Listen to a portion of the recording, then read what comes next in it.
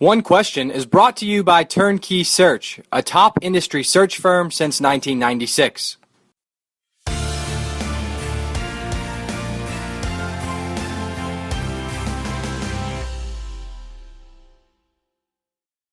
Let's flip this on its head just a little bit. If you have a current head coach who is involved in a search at another institution, how frequently do you ask that head coach to keep you in the loop about what's going on?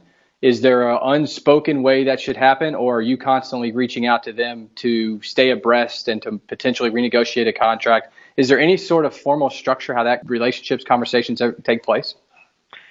Yes, I do ask that.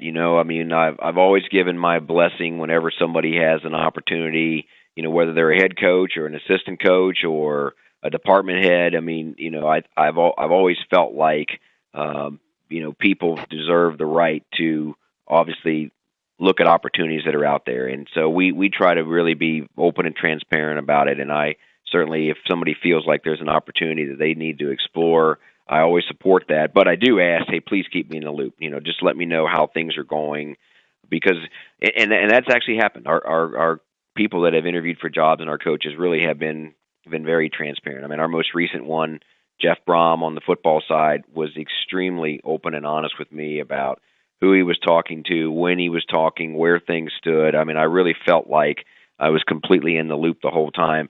And that's helpful because you really, a lot of times, you don't get a lot of information from the schools. You wish you did, but you really don't sometimes get a lot of communication from the schools that are talking to your people. So it's certainly helpful if the head coaches or whoever is involved in the job search keeps you posted. And fortunately here, that's been the case.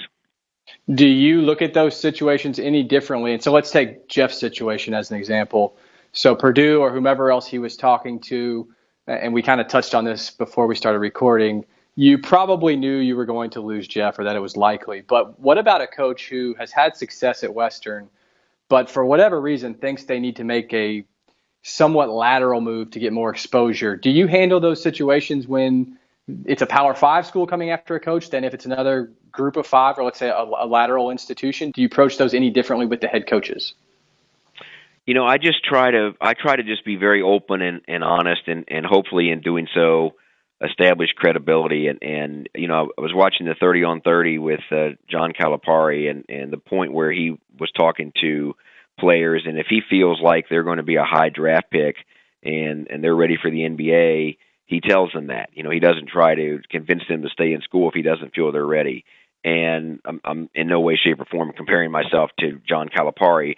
But what I do is similar to that. When I meet with our coaches and they talk about an opportunity that they have, I'm honest, and it's gone both ways for me. There's been times when I have said, I don't really think that this is a good long-term move for you, and then I'll go into the reasons why, and then I'll talk about, look, if you stay here and continue to do what you're doing, I think you'll have even bigger or better opportunities than this one.